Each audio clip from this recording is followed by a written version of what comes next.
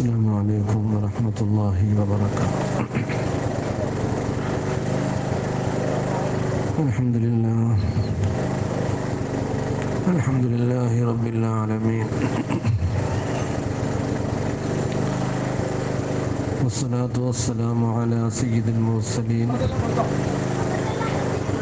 وعلى آله وصحبه أجمعين. اللهم ألهمنا مراشد أمورنا وأعذنا من شرور أنفسنا ومن سيئات أعمالنا. سبحانك لا علم لنا إلا ما علمتنا إنك أنت العليم الحكيم.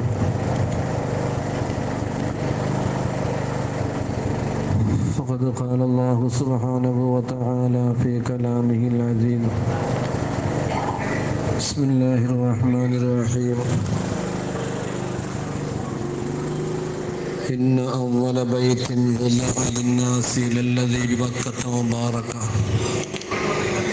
فيه آيات بينات مقام إبراهيم ومن دخله كان آمنا ولله على الناس حج البيت من استطاع إليه سبيلا. وقال أيضا: الحج أشهر معلومات فمن فرض فيهن الحج فلا رفث ولا فسوق ولا جدال في الحج.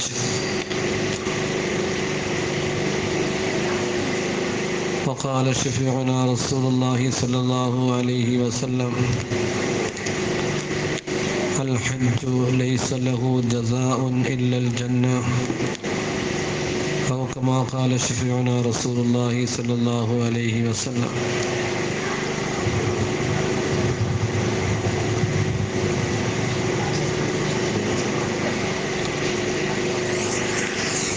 സർവശക്തനായ അല്ലാഹു സുബ്ഹാനഹു വ തആല നമ്മളുടെ ഈ സംഗമത്തെ അനുഗ്രഹിക്കുമാറാകട്ടെ.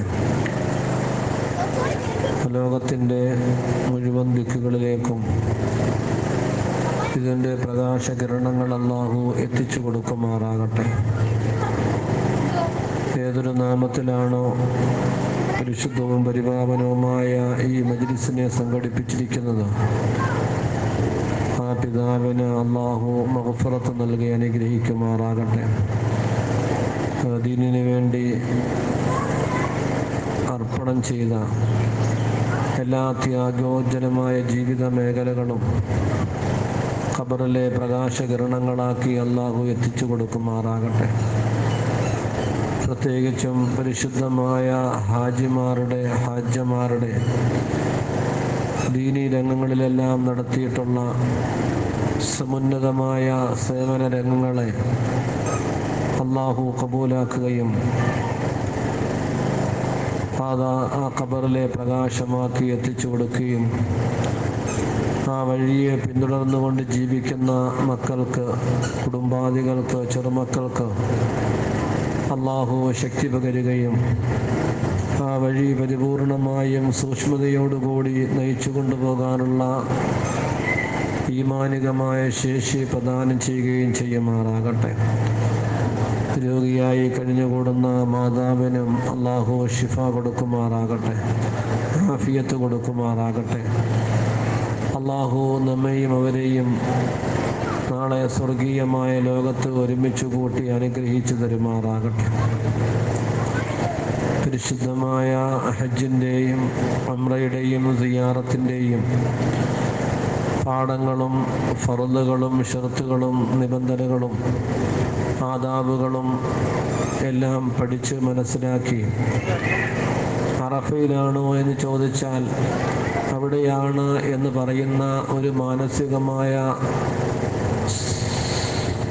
സായുജ്യമടയുന്ന ഒരു സമൂഹത്തിനോട് എന്തെങ്കിലും ഉപദേശ നിർദ്ദേശങ്ങൾ ചെയ്യുക എന്ന് പറയുന്നത് അസ്ഥാനത്താണ്.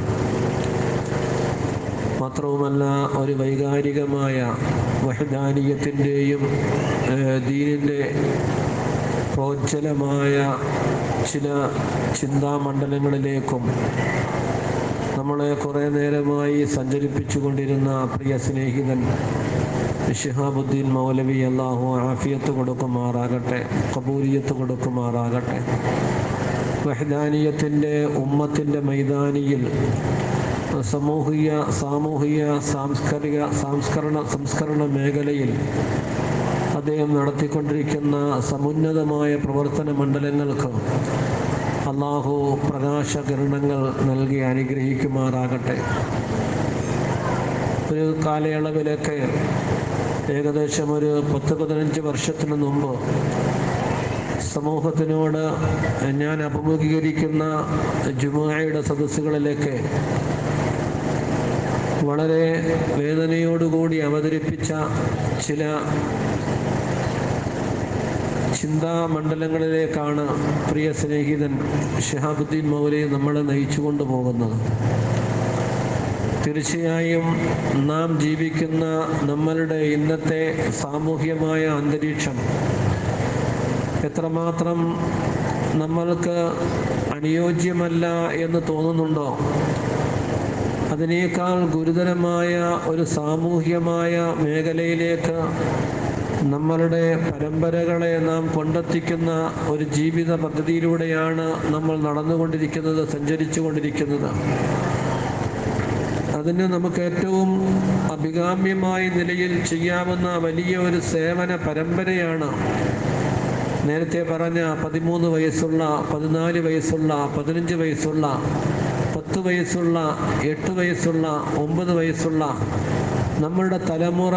അവർ ഏത് ഭാഗത്തേക്കാണ് സഞ്ചരിച്ചു കൊണ്ടിരിക്കുന്നത്, അവരുടെ ഗതി എങ്ങോട്ടാണ്, അവരാരെയാണ് പിൻപറ്റുന്നത്, അവരെന്തിൻ്റെ അടിമയാണ്, അവരാരുമായിട്ടാണ് മിങ്കിള് ചെയ്യുന്നത്, അവരുടെ ചിന്താമണ്ഡലങ്ങൾ എവിടെയാണ്, ഇത്യാദി കാര്യങ്ങളെ സംബന്ധിച്ചെല്ലാം വളരെ കടന്ന് ചിന്തിക്കേണ്ട ഒരു കാലയളവ്. ഞാനെൻ്റെ ഓർമ്മ ശരിയാണെങ്കിൽ ഒരു വർഷം പരിശുദ്ധമായ ഹറമിൽ പോകുമ്പോൾ ആ ഹറമിൽ നിന്നും എനിക്ക് എൻ്റെ കയ്യിൽ കിട്ടിയ ഒരു ചെറിയ ലഘുലേഖയാണ് യുവസമൂഹത്തിനെ പ്രേരിപ്പിക്കുന്ന, യുവമണ്ഡലങ്ങളിലേക്ക് ചിന്തകൾ പറഞ്ഞയക്കുന്ന ചില ധാരണകൾ. ആ കാലഘട്ടത്തിൽ അവിടെ ദീനിനു വേണ്ടി വളരെ ആത്മാർത്ഥമായ നിലയിൽ, നിസ്വാർത്ഥമായ നിലയിൽ, യാതൊരു പ്രതിഫലവും ആഗ്രഹിക്കാതെ ഹറമുകളിൽ വന്നെത്തുന്നവരുടെ കരങ്ങളിലേക്ക് എത്താൻ വേണ്ടി, ലോകത്തിൻ്റെ നാനാഭാഗങ്ങളിലേക്ക് എത്താൻ വേണ്ടി തൻ്റെ വിജ്ഞാന കോശങ്ങളിൽ നിന്നും ചില കാര്യങ്ങളെ അടർത്തിയെടുത്ത് ചിന്താമണ്ഡലങ്ങളുടെ രൂപങ്ങളിലായി, ലേഖനങ്ങളുടെ രൂപങ്ങളിലായി പകർന്നു കൊടുക്കുന്ന ഒട്ടനവധി പണ്ഡിതന്മാർ, ധാരാളം പണ്ഡിത ശ്രേഷ്ഠർ ഇരു ഹറമുകളിലും ഇന്നും നിലനിൽക്കുന്നുണ്ട്. ഞാൻ ചില ഹാജിമാരോടൊക്കെ പറഞ്ഞു വിടും, നിങ്ങളവിടെ കിട്ടുന്ന ചെറിയ ലഘുലേഖകൾ എനിക്ക് എത്തിച്ചു തന്നാൽ ഉപകാരമായിരിക്കും.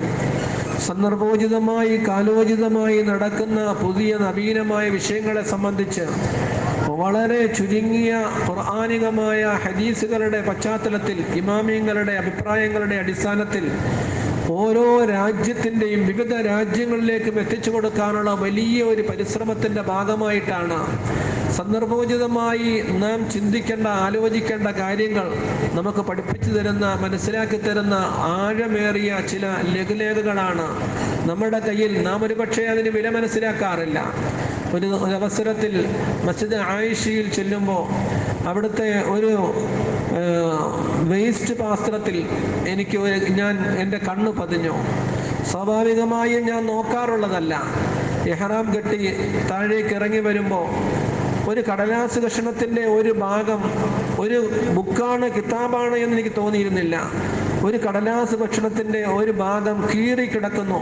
ആ കീറിയ ഭാഗത്ത് ചില ചുവന്ന അക്ഷരങ്ങളിൽ ചില വാക്കുകൾ രേഖപ്പെടുത്തിയിട്ടുണ്ട്. താഴ്ഭാഗത്ത് വിശദീകരണമായി ചില കറുത്ത അക്ഷരത്തിൽ രേഖകൾ രേഖപ്പെടുത്തിയിട്ടുണ്ട്. സ്വാഭാവികമായും ഞാൻ തിരിഞ്ഞു നിന്നു. ഉംറയുടെ വേഷത്തിലാണ് ആ ചുമറ്റുകുട്ടയിൽ ഞാൻ കൈയിട്ടു. ഞാൻ കയ്യിൽ ഏറ്റെടുത്തപ്പോൾ അതൊരു വലിയ ആഴമേറിയ ഗ്രന്ഥമാണ്. തൗബയെ സംബന്ധിച്ച് സന്ദർഭോചിതമായി തൗബയുടെ ആരംഭം മുതൽ അവസാനം വരെയും, ഞാൻ ഇന്ന് വരെയും അന്നു മുതൽ ഇന്ന് വരെയും റമളാനിൻ്റെ ഇസ്തിഗ്ഫാറിനെ സംബന്ധിച്ച്, തൗബയെ സംബന്ധിച്ച് ഒക്കെ നസീഹത്ത് നടത്തുമ്പോൾ ഞാൻ രേഖാമൂലമായി കാണാറുള്ള ഒരു ഗ്രന്ഥമായിട്ട് ഇന്നും എൻ്റെ കയ്യിൽ സൂക്ഷിച്ചു വെച്ചിട്ടുണ്ട്. സ്വാഭാവികമായിട്ടും ഇത് ഞാൻ പറഞ്ഞു പോയത് നമ്മളുടെ കാലത്തിനനുസൃതമായ നിലയിലുള്ള സന്ദർഭോചിതമായ യുവതലമുറകളെ എപ്രകാരം വാർത്തെടുക്കണം എന്നതിനെ സംബന്ധിച്ചും ലോക മനസാക്ഷിയുടെ മുമ്പിൽ മനുഷ്യ സമൂഹം അഭിമുഖീകരിക്കുന്ന പ്രശ്നങ്ങളെ സംബന്ധിച്ചും വിചിന്തനം നടത്തുന്ന ധാരാളം ലഘുലേഖകൾ, ദീനീ ഗ്രന്ഥങ്ങൾ, ആധികാരികമായ ഗ്രന്ഥങ്ങൾ, വെറും ഹദീസും ഖുർആനും കൊണ്ട് മാത്രം തൗബയുടെ 1000 ശ്രേഷ്ഠതകളെ വിശദീകരിക്കുന്ന ചെറിയ ഒരു ഗ്രന്ഥമാണ് ആ ഗ്രന്ഥത്തിൽ എനിക്ക് കാണാൻ കഴിഞ്ഞത്. അത് ഞാൻ വിശദീകരിച്ചു പോകുന്നത് നമ്മൾ ഓരോരുത്തരും നമ്മളുടെ കണ്ണിൽ പെടാതെ, നമ്മളുടെ സാഹചര്യത്തിൽ പെടാതെ, നമ്മുടെ ചിന്താമണ്ഡലങ്ങളിൽ പെടാതെ വീണ് കിടക്കുന്ന ചില ആയാത്തുകൾ, ചില ഹദീസുകൾ, അത് നമ്മളുടെ അശ്രദ്ധയുടെ പേരിലോ അല്ലെങ്കിൽ മറ്റേതെങ്കിലും നിലയിലുള്ള അഭാവത്തിലോ ഏതമായിരുന്നാലും ശരി, പ്രത്യേകിച്ചും ഈ പരിശുദ്ധമായ കാലയളവ് അല്ലെങ്കിൽ ലോകം അഭിമുഖീകരിക്കുന്ന ധാരാളം പ്രശ്നങ്ങളുടെ വിഷയത്തിൽ ആധികാരികമായ ഒരു പ്രശ്നമാണ്, ഒരു സാമൂഹ്യ ചിന്താഗതിയാണ് പ്രിയ സ്നേഹിതൻ ശിഹാബുദ്ദീൻ മൗലവി നമ്മുടെ മുമ്പിൽ അവതരിപ്പിച്ചത്. മദ്രസകളെ സഹായിക്കണം എന്ന് പറയുന്ന അല്ലെങ്കിൽ മറ്റേതെങ്കിലും ദീനി സ്ഥാപനങ്ങൾക്ക് ഉപകാരം ചെയ്യണമെന്ന് പറയുന്ന വാക്കിലേക്കല്ല ഞാൻ പോകുന്നത്. മറിച്ച് നമ്മളുടെ ഭാവി തലമുറ, നാം എവിടെ നമ്മുടെ കുഞ്ഞുങ്ങളെ പറഞ്ഞയക്കുന്നു, 1% കഴിച്ച് 99% പോകുന്ന ലോകത്തെ സംബന്ധിച്ച് മൗലവി അവർകൾ നമ്മളോട് നിർദ്ദേശം നൽകി, ഉപദേശം നൽകി, ഉൾക്കൊള്ളാനുള്ള തൗഫീഖ് നൽകുമാറാകട്ടെ.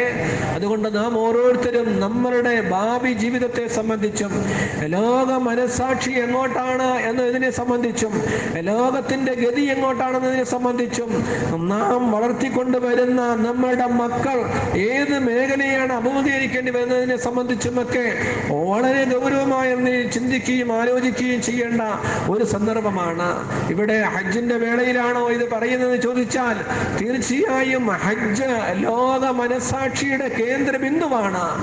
ലോക മനസാക്ഷിയുടെ മുഴുവൻ നന്മകളുടെയും പൂർത്തീകരണത്തിന്റെ മൈതാനമാണ് ഹജ്ജ്.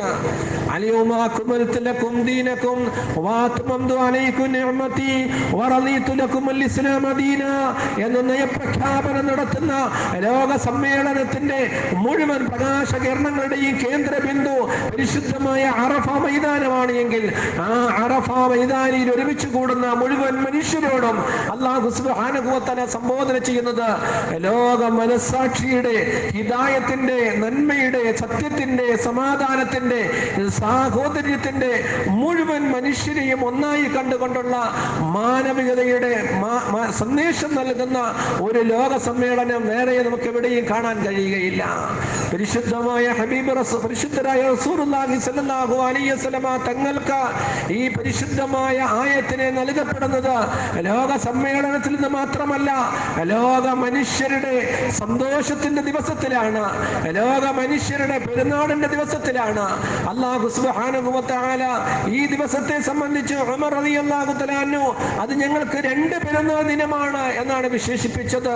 അറഫയുടേതായ സമ്മേളനം, ബലി പെരുന്നാളിൻ്റെതായ ദിവസം, ഈ സന്ദേശത്തിലാണ് അല്ലാഹു സുബ്ഹാനഹു വ തആല ലോക മനസാക്ഷിയോട് പറഞ്ഞത്, നിങ്ങൾക്ക് നിങ്ങളുടെ സർവ്വ അനുഗ്രഹങ്ങളുടെയും കേന്ദ്ര ബിന്ദുവാകുന്ന പരിപൂർണമായ ദീൻ എന്ന് പറയുന്ന പവിത്രമായ ദീനുൽ ഇസ്ലാം എന്ന് പറയുന്ന ഈ പവിത്രതയുടെ നാമകരണം നമ്മൾ ഏതിനോട് ചേർത്ത് പറഞ്ഞാലും ആരോടും ചേരാത്ത, എല്ലാത്തിനോടും ചേരുന്ന ഒരു യാഥാർത്ഥ്യമാണ്. അൽയൗമ അക്മൽതു ലക്കും ദീനക്കും.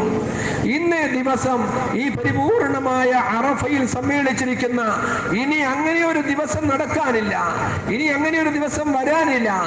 നബി തങ്ങൾ സല്ലല്ലാഹു അലൈഹി വസല്ലമ തങ്ങളുടെ വിടവാങ്ങൽ പ്രസംഗമാണ്, വിദാഇന്റെ പ്രസംഗമാണ്.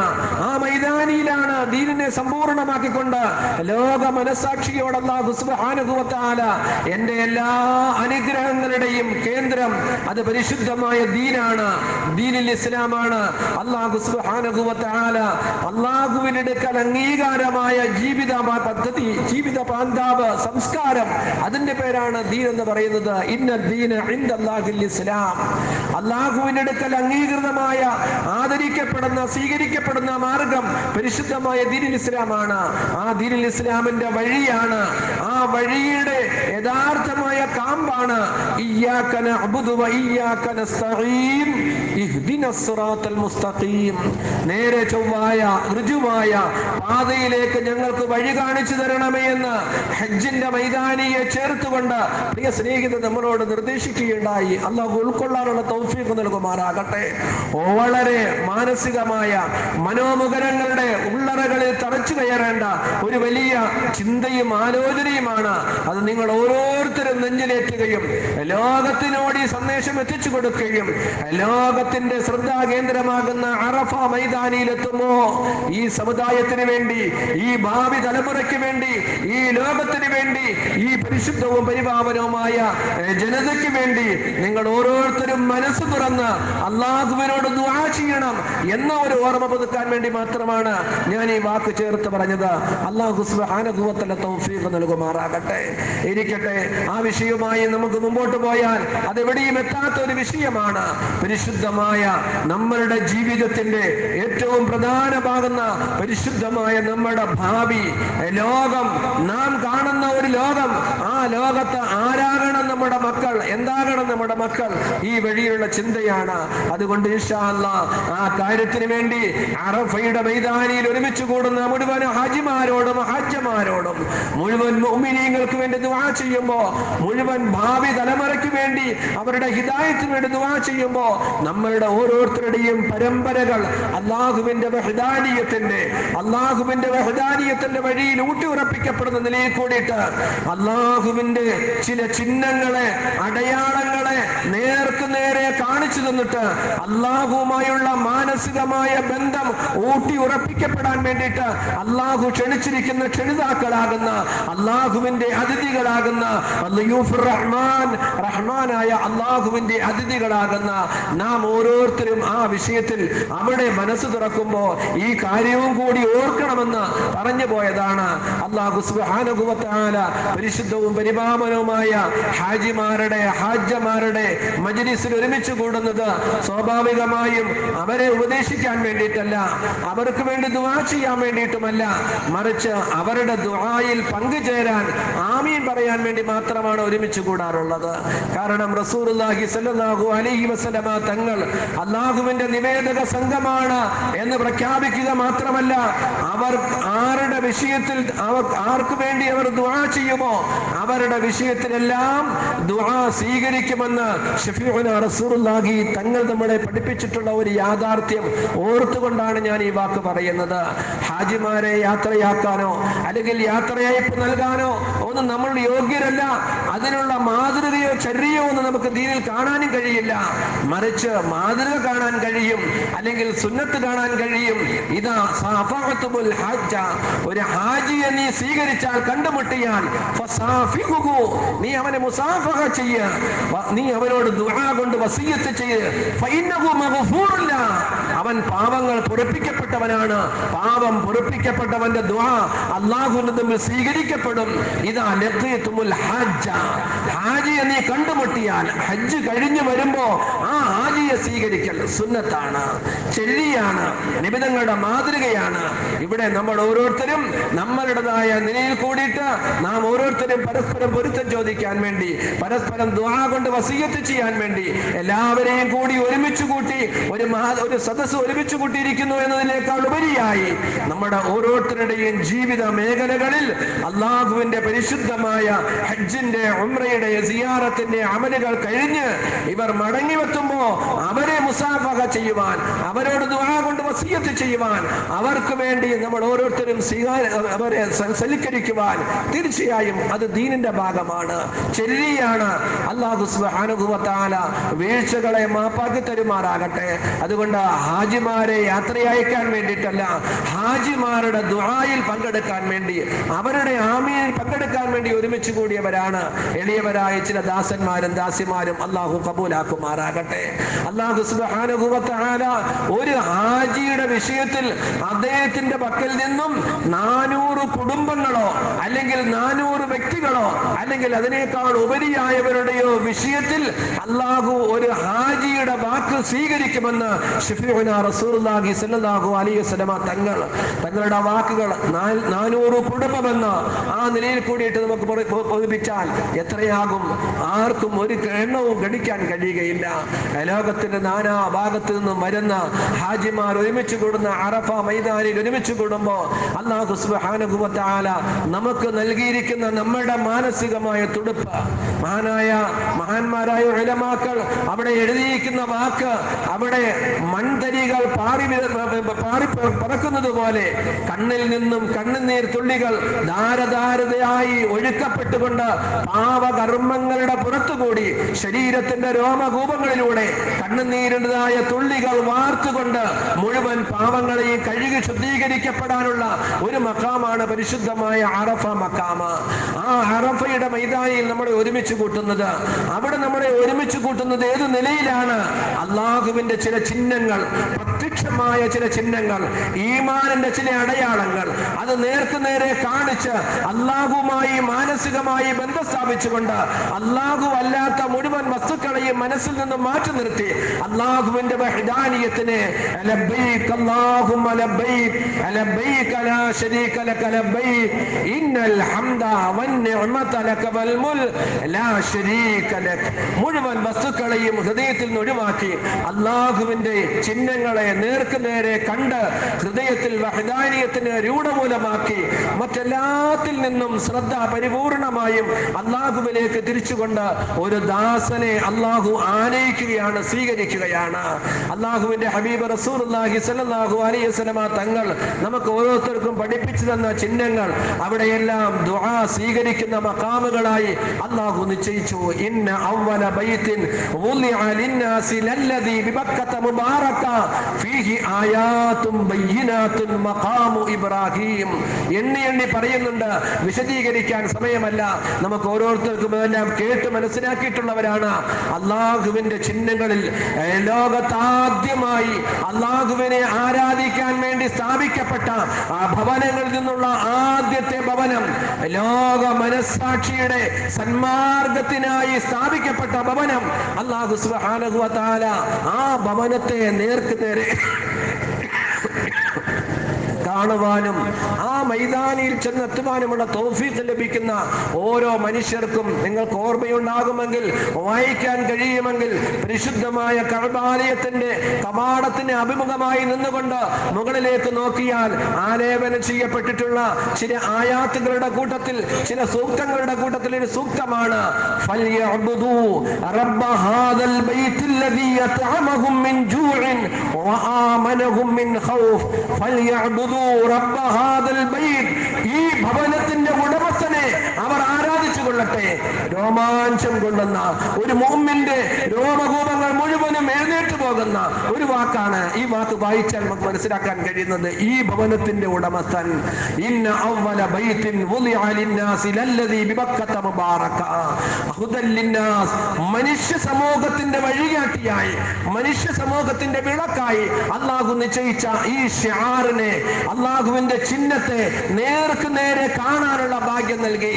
ഈ ചിഹ്നമല്ല നിങ്ങളുടെ വിഷയം, നമ്മുടെ വിഷയം. പിന്നെയോ ഈ ചിഹ്നത്തിന്റെ ഉടമസ്ഥനായ അള്ളാഹുവിനെയാണ്. ഫൽയഅബ്ദു റബ്ബ ഹാദൽ ബൈത്ത്.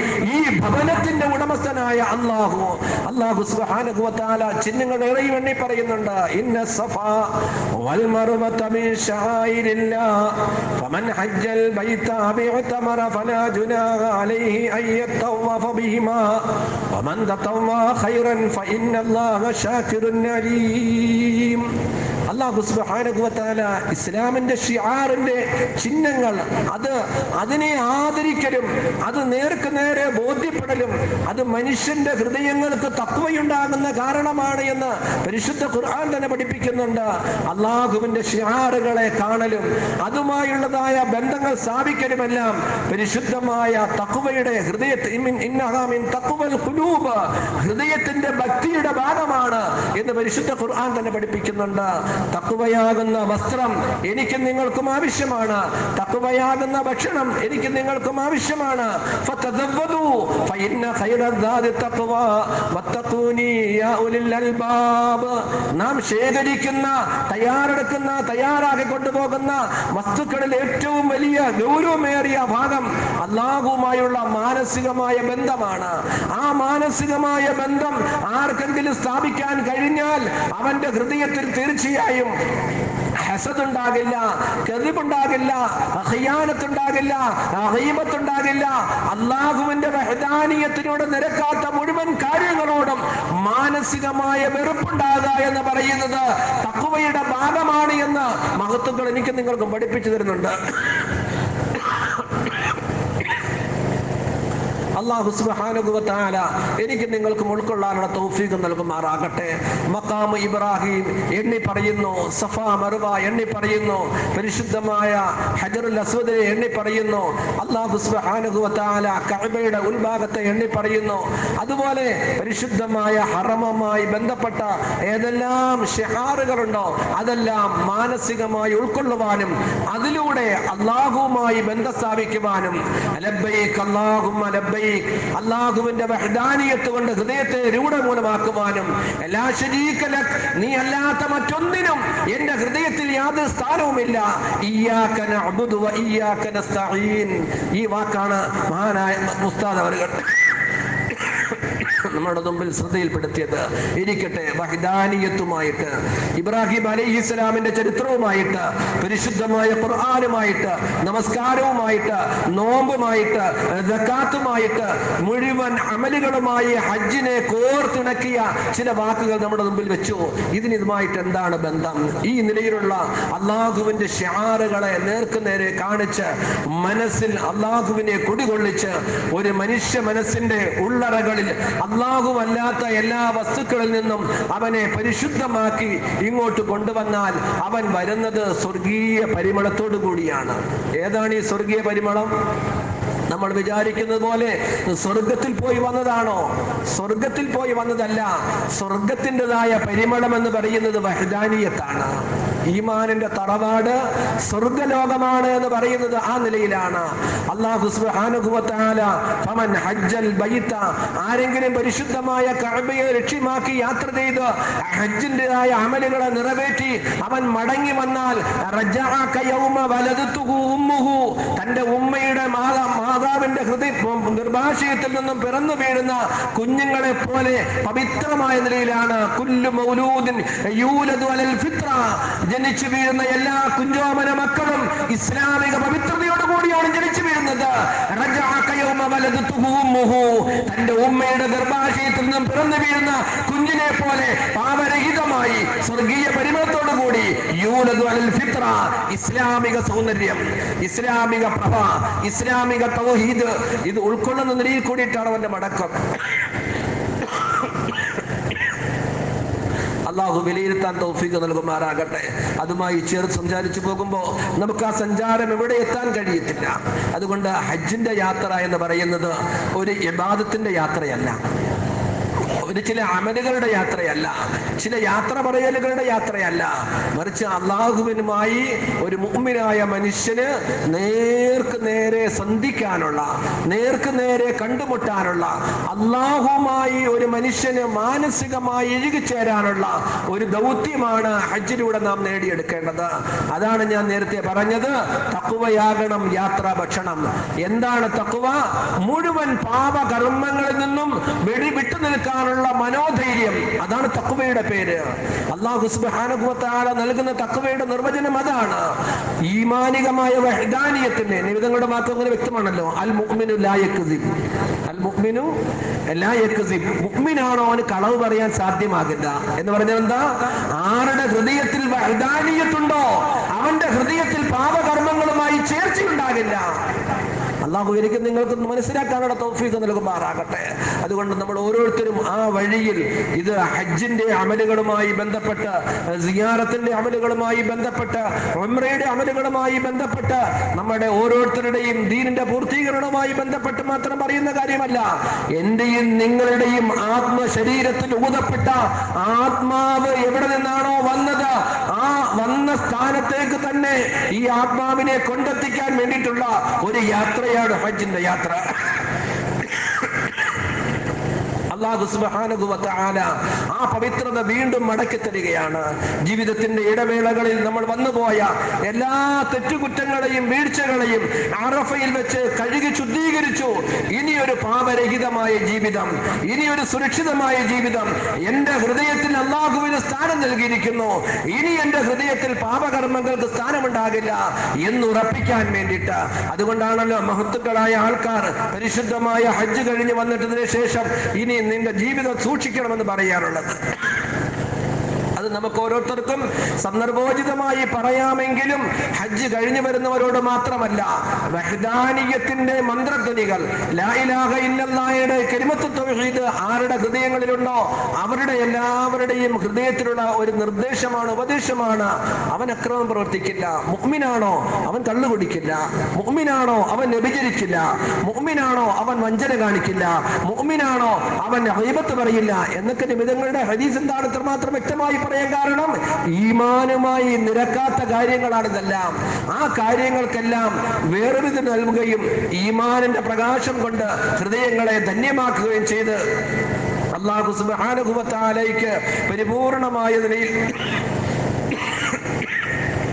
പൊരുത്തമായ നിലയിൽ എല്ലാ അമലുകളും നിറവേറ്റി അല്ലാഹു സുബ്ഹാനഹു വ തആലയുടെ സ്വീകാര്യമായ ഹജ്ജും ഉംറയും നിറവേറ്റി മടങ്ങി വരുന്നതിന് അല്ലാഹു നമുക്കെല്ലാവർക്കും, ലോകത്തുള്ള എല്ലാ ഹാജിമാർക്കും, ഹജ്ജ് ചെയ്തവർക്കും ഹജ്ജിനെ പ്രതീക്ഷിച്ചിരിക്കുന്നവർക്കും അല്ലാഹു തൗഫീഖ് നൽകുമാറാകട്ടെ.